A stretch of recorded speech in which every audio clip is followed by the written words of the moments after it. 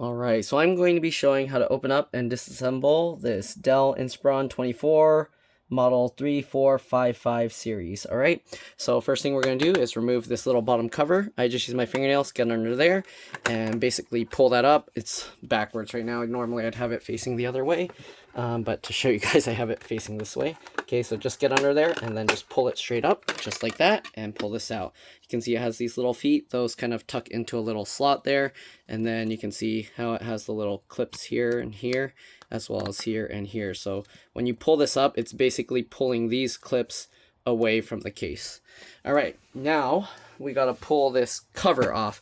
So this cover, well, we got to first take out the 2 feet here. There's 2 screws. You want to use a PH2, or I don't think there's a JAS2 screwdriver, but PH2. Make sure that whatever screwdriver you're using, it gets a tight grip. It's not like wiggling around inside, because you don't want it to strip out the top of the screw. Okay, now that we got that, we can lift this and then wiggle and pull that. Pull that out so you can see the 2 feet there that tuck into the holes there. Okay, we're gonna set that aside. Next, we got to pull this whole piece off. They actually have a little kind of graphic on here. As you can see, they tell you to first pop the stuff up and then pull that out. It's kind of wrong. I'm going to tell you that. You do want to pop one side out. Okay, it's going to be hard with the camera in my way, but let's see. All right, so what you do is get in there and then pop this up. So get under. Let's see how I can do this. Again, it's tough because the camera's in the way. Let's see if I can do it lifting more or turn it around this way. Okay, so we're going to start on this side, the side without the CD drive. I'm going to get my fingers in there and then just pull on this really hard, okay? So it's going to be tough, but pull on it. Okay, I guess it's easier to start from the middle portion. And you can see it's just popping out. And then pull that. Okay, once you get mostly all the way to the side here, you just want to get the middle out mainly. We're going to go ahead and continue where these button or the ports are on this side. So we're going to pull this side up. Okay, if you can try and get in the side here, but I'm going to just go from back here and we're just going to pull. Okay, so now that we pulled it, you can see this is lifting up like that. Okay, and we have the CD optical disk drive on that side. What we're going to do, we're just going to lift it all the way up. Okay, kind of wiggle it a little bit if you want, but we're just lifting this whole thing up. Okay, the clip on this corner is kind of stuck, but there we go. Pop that out, and here you go. You can see the clips in here. Clip, clip, clip. So this is how it holds in. They got these small clips here. All these little clips all around. Okay, also clips at the top. All right, so yeah, anyways, we'll set that aside. You shouldn't have any broken clips. You can see nothing's fallen out. All right, so now that we got that, I'm just gonna quickly show inside here. We have the hard drive, which I upgraded to an SSD, a 2.5-inch SATA SSD. The way you remove this, I guess let me zoom in a bit. Okay, there's one screw, again, using the PH2 or JS. I don't think there's a JS2, but PH2 screwdriver will undo that screw. This piece, it's a little deceiving because it looks like you would slide it this way, but actually you slide it this way. Okay, then once you do that, this lifts up. You can grab this connector, hold on tight to this connector, and wiggle the drive as you pull. So that's how you get the SSD or hard drive out. There's a 2.5-inch, again, SATA SSD. Okay, and it comes with a 2.5-inch SATA hard drive. So this connector here you can see is just loose like that. To replace this, there's 3 screws, one here, okay, and then 2 on this side. You can use any 2.5-inch SATA SSD. You don't have to use this specific Lexar one. If you want a link to one, there's a few I recommend. I can send you a link. All right, so as you saw, push this back on, and then to get it back, you have to hold it slightly out this way, then slide it in. Okay, make sure it's seated flat when you do that. We'll go ahead and put this screw back in. Okay, that was the main thing we upgraded in here. I didn't try taking out a whole bunch of other stuff. We do have the optical disk drive here as well. Oops, sorry, can't even see what I'm looking at. Okay, we have the optical disk drive here as well. I didn't try pulling this out, but I'm assuming it's very similar. One screw, and then you have this cable here. This one, it looks like we have to slide it a different direction. I don't know. Okay, this one actually slides that way, so you gotta wiggle and pull this out. and then you can slide this out that way, okay? But we're gonna put that back. You can add another SATA hard drive adapter here, but if you do that, you'll want to try and transfer over this little plastic thing.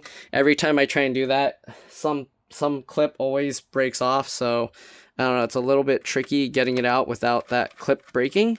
But yeah, I mean, if anything, it doesn't matter if you don't care. You'll just have a little gap here, and then you can have a second hard drive if you want, okay? Let's go ahead and take a look here. We have the fan. All right, the fan connects, looks like, to this cable here.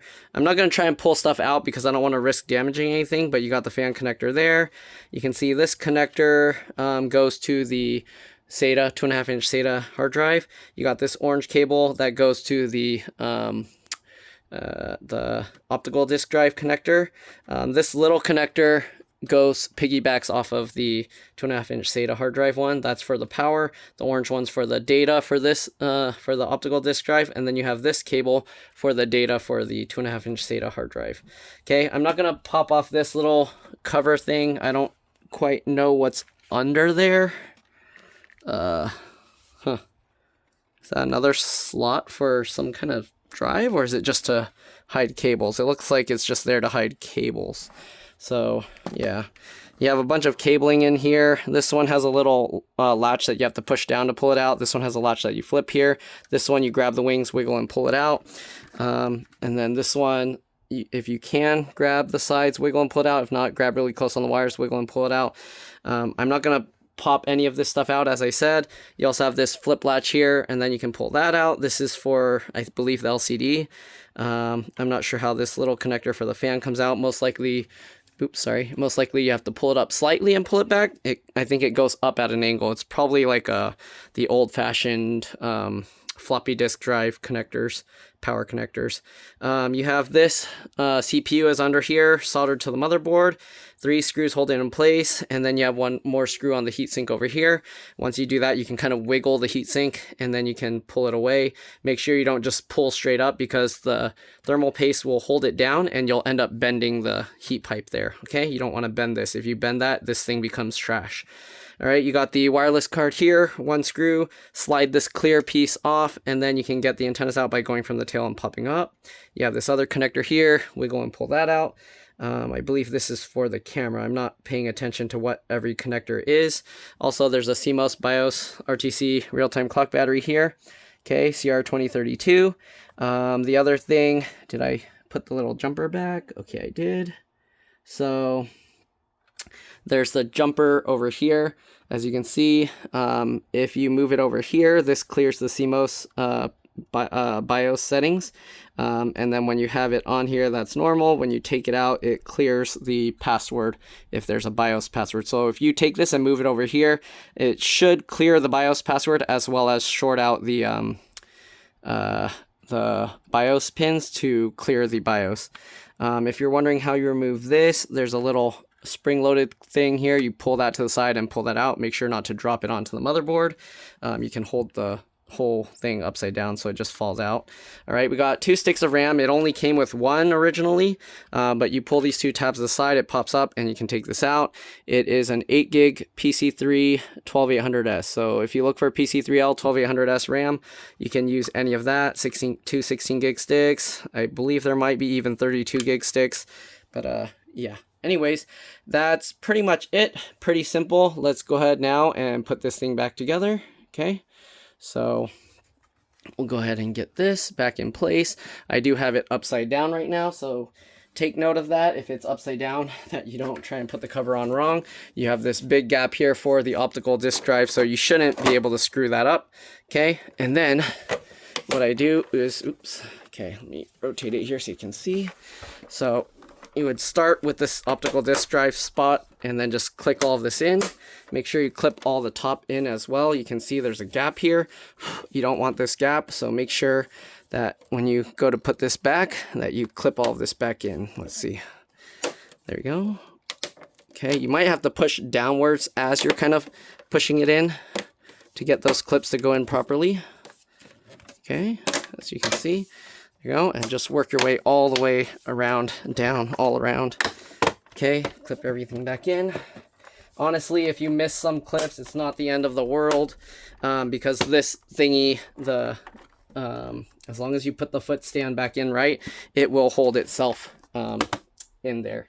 Okay, so now we got the foot stand. Again, get these 2 feet into there. Goes in at an angle, slide it in.